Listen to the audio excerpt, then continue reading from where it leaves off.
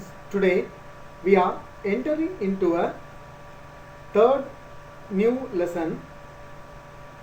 The lesson is fluids. Dear students, after completing this lesson, you will be able to define the pressure in terms of weight.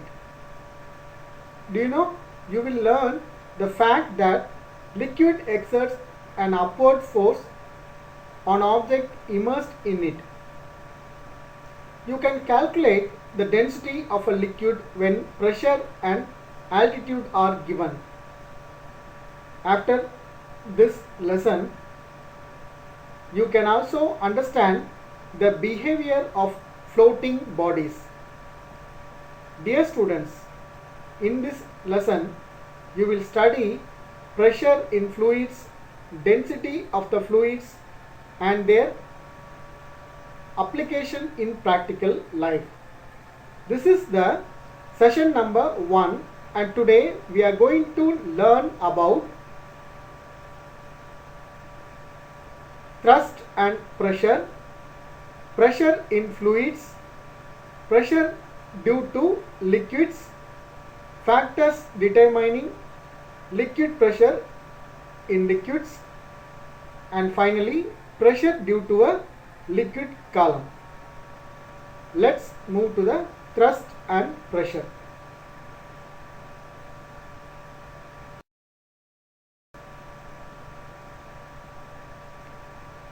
Thrust and pressure. A small iron nail sinks in water, whereas a huge ship of heavy mass floats on sea water, which we saw in day-to-day life. Astronauts have to wear a special shoe while traveling in space. All these have a common reason called pressure. If the pressure increases in a solid based on its characteristic properties, it experiences tension and ultimately collapses or breaks. In case of fluids, it causes them to flow rather than collapse. Although liquids and gases share some common characteristics, they have many individual characteristics on their own. It is easy to compress a gas, whereas liquids are incompressible, which we have in our kitchen as a LPG cylinder. Learning all these facts helps us to understand the pressure better, I think. Students, do you have these questions in your mind? Have you ever wondered why a camel can run in a desert easily? Why a truck or a motor bus have a wider tire?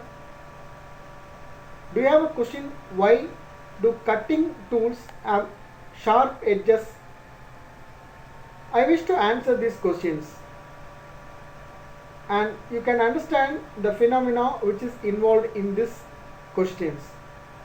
We need to learn about two interrelated physical concepts called thrust and pressure.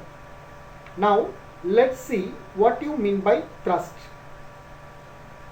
In both the cases of the above activity, the force exerted on the sand is the weight of your body, which is the same.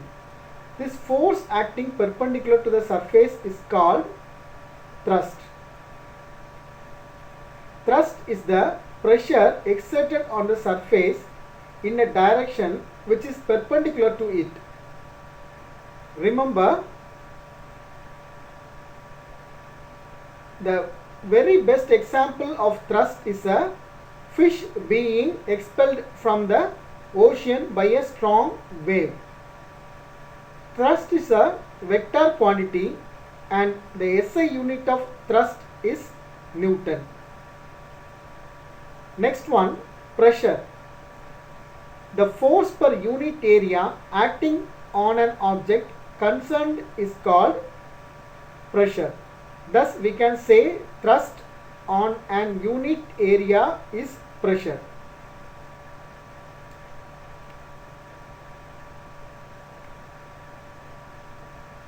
The unit of pressure is Newton per square meter and Newton meter minus 2 or Nm minus 2. When you stand on loose sand, the force is acting on an area equal to the area of your feet. When you lie down, the same force acts on an area of your whole body, which is larger than the area of your feet. Therefore, the effect of thrust depends on the area on which it acts. The effect of thrust on sand is larger while standing than while lying. Dear students, the force per unit area acting on an object concerned is called pressure, which I mentioned earlier. Here we differentiate the pressure is equal to thrust divided by area of contact. So 1 Newton per square meter is called as 1 Pascal, which is termed as PA, and 1 Pascal or PA is equal to 1 Newton meter minus 2.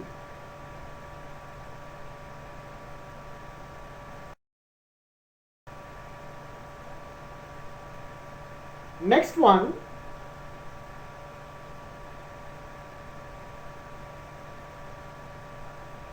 pressure in fluids.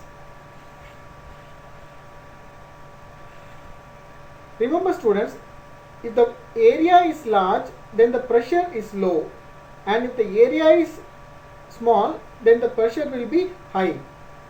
Now let's see the pressure in fluids. This is the low pressure and high pressure. That's what I told you. The area is large, then the pressure is low, and if the area is small and the pressure is very high. Fluids. What do you mean by fluids?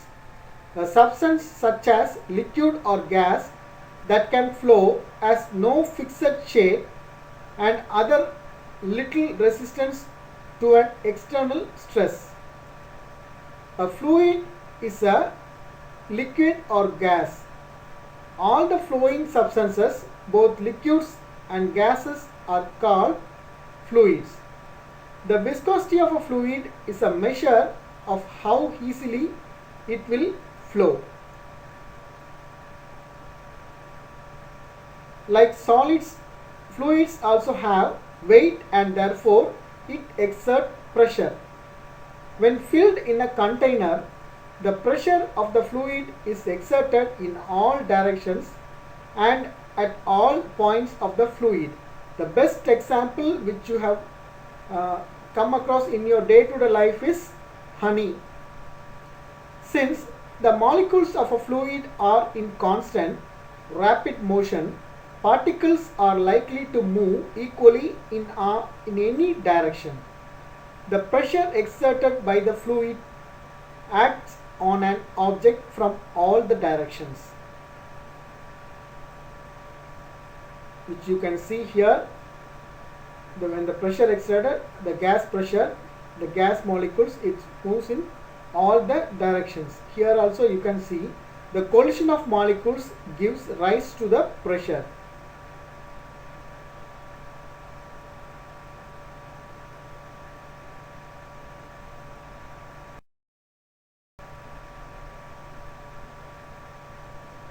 The pressure in fluids is calculated as you see here.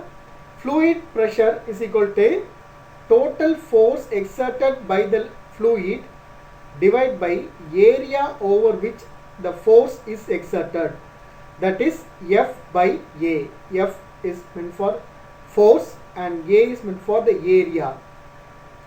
We shall first learn about the pressure exerted by liquids and then learn about the pressure exerted by gases.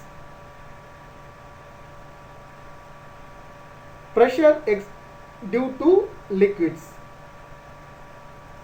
See, the force exerted due to the pressure of a liquid on a body submerged in it and on the walls of the container is always perpendicular to the force.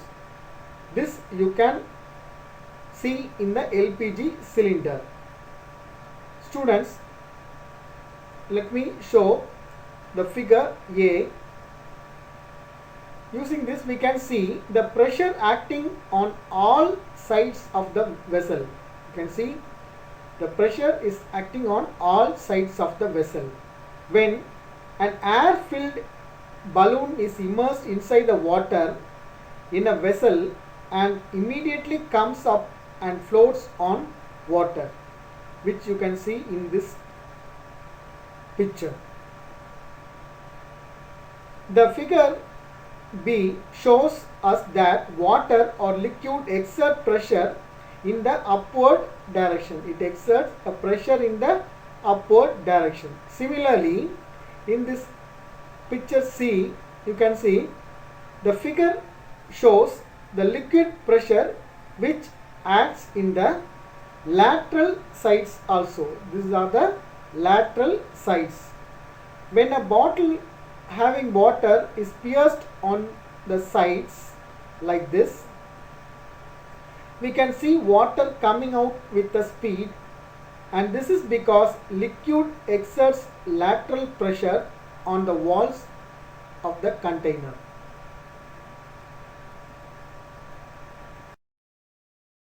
Let's move to the next question. Factors determining liquid pressure in liquids. Pressure exerted by a liquid at a point is determined by, first point, by its depth, second, density of the liquid rho. Remember, this symbol is rho. Third point, acceleration due to gravity, g. Now we are going to learn about these factors determining liquid pressure in liquids by two activities. One activity is by using a water bottle which have some pin holes, right? Let me explain this experiment. Take a large plastic can, punch holes with a nail in a vertical line on the side of the can, which I show in the picture. Then fill the can with water. The water may just dribble out from the top hole, but with increased speed at the bottom. You can see it is with the increased speed here, as depth causes the water to squirt out with more pressure. From this activity or from this experiment, we can infer that pressure varies as depth increases, but it is same at a particular depth independent of the direction. Let's see the second activity. I will show you a picture. Let's take two liquids of different densities. One is water and the one is cooking oil. And let's take a same level of two plastic containers to fill this two liquids. Now make a hole in the two containers at the same level. Students, what do you see here? It can be seen that water is squirting out with more pressure than the cooking oil. This indicates that pressure depends on density of the liquid.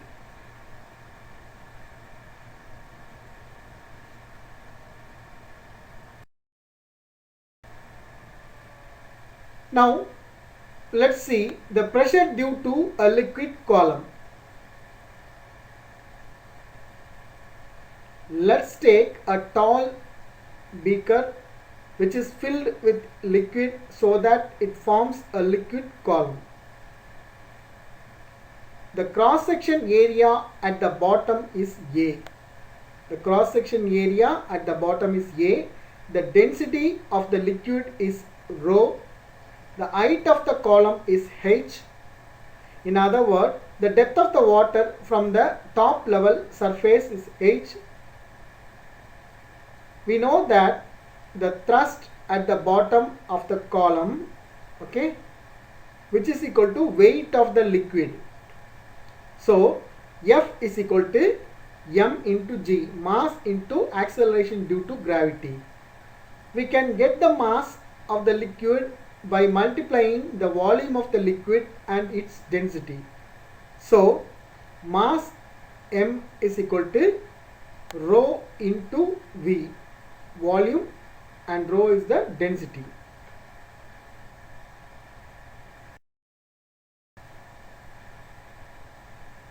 Now let's measure the volume of the liquid column.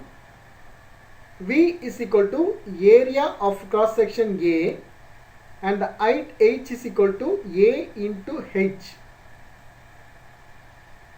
Let's take this as equation number 3 and substituting this equation number 3 in equation number 2, that is h is equal to AH. We in the equation of m is equal to rho into V, we put m is equal to rho into A into h.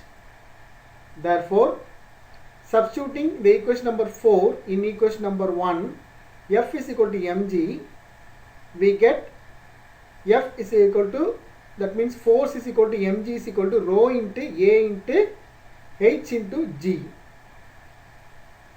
The pressure due to a liquid column P is equal to h rho g.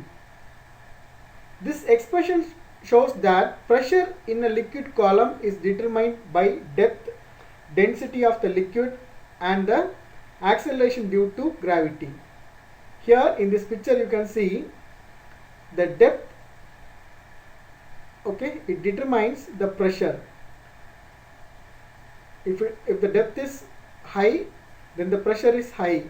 If the depth is low, the pressure is also low.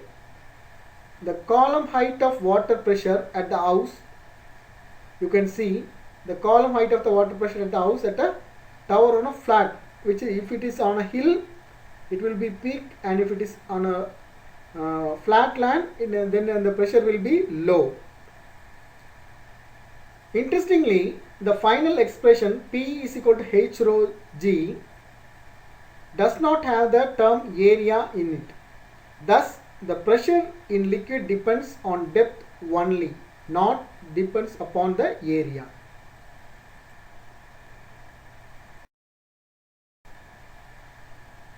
Thank you, students.